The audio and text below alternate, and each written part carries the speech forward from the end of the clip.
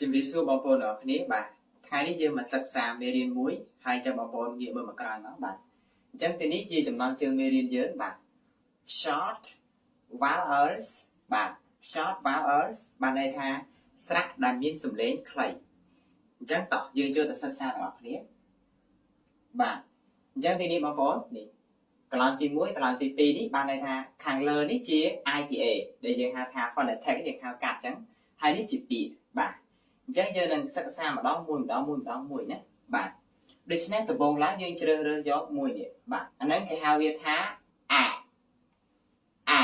បាទស្លេវាអញ្ចឹងអាអញ្ចឹងបងប្អូនមើលមកក្រោមនេះសត្វអាដាក់សាតពេលនេះយើងអានថាសាតសត្វអាដាក់សាតបាទសាតមានន័យថាក្រៀមក្រំបាទចូលទៅស្រៈទី2នេះបាទអាហ្នឹងគឺស្រៈអ៊ូបាទសលេងខ្លីអញ្ចឹងណាយើងអានថាអ៊ូទេយើងអានអ៊ូដូចជាពាក្យខាងក្រោមនេះខអ៊ូខខុកខអ៊ូខខុកបាទខុកប្រែថាចំអិនណាចូលមកដល់ស្រៈទី3របស់យើងនេះអាយធំហ្នឹងគឺអ៊ីខ្លីអញ្ចឹងណាអ៊ីនេះពាក្យនេះវ៉ាអ៊ីណា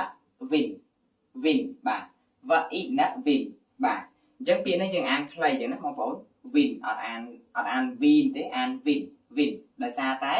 អ៊ីនឹងសំឡេងខ្លីអញ្ចឹងពាក្យនេះយើងអានវិនអានខ្លីដែរណាតោះចូលមកដល់ស្រៈទី4នេះបាទនេះគឺអចូលមកដល់ពាក្យតែម្ដងនេះរ៉អាដាក់រ៉រ៉អាដាក់រ៉ហ្នឹងមានន័យថាពណ៌ក្រហមណារ៉ពណ៌ក្រហមចូលទៅដល់ស្រៈមួយទៀតគឺស្រៈទី5នេះវីបច្រាស់ហ្នឹងគឺស្រៈអាយើងអានអញ្ចឹងណាមកចូលមកដល់ពាក្យតែម្ដងនេះបអសបាសបាទបាសប្រែថាឡានក្រុងហ្នឹងហើយបាទបងប្អូនអញ្ចឹងពាក្យថាបាសនេះមូលហេតុដែលយើងអានថាបាសដោយសារ u ហ្នឹងវាមានសលេងអបាទអញ្ចឹងបើយើងមើលក្នុងសញ្ញាអាននេះបងប្អូនឃើញនេះបអសបាសណាហ្នឹងហើយបាសប្រែថាឡានក្រុងហើយឈានមកដល់ស្រៈទី6គឺសំឡេងវាអសំឡេងខ្លីចឹងណាបងប្អូនបាទអញ្ចឹងមើលមកពាក្យនេះយើងអានថា hot ប្រែថាក្តៅបាទហ្នឹងហើយបងប្អូនអញ្ចឹងអូកន្លែងហ្នឹងគឺមានសលេងនេះអេបច្ចាស់ហ្នឹងណាបាទអញ្ចឹងអូមានសលេងបាទ hot ប្រែថាក្តៅហ្នឹងហើយចូលទៅដល់ស្រៈចុងក្រោយរបស់យើងគឺស្រៈបាទអ៊ីបច្ចាស់ហ្នឹងអ៊ីតូចបច្ចាស់ហ្នឹងគឺយើងហៅថាស្រៈបាទដូចជាពាក្យនេះអញ្ចឹងយើងអានដអញ្ចឹងមកដប្រែថាគោរពស្រឡាញ់បាទអញ្ចឹងថ្ងៃនេះយើងសិក្សាអំពីស្រៈដែលមានសំឡេងខ្លីចំនួន7អញ្ចឹងមកយើងមកអនុវត្តការអានទាំងអស់គ្នាបាទអាអ៊ូអ៊ីអេអា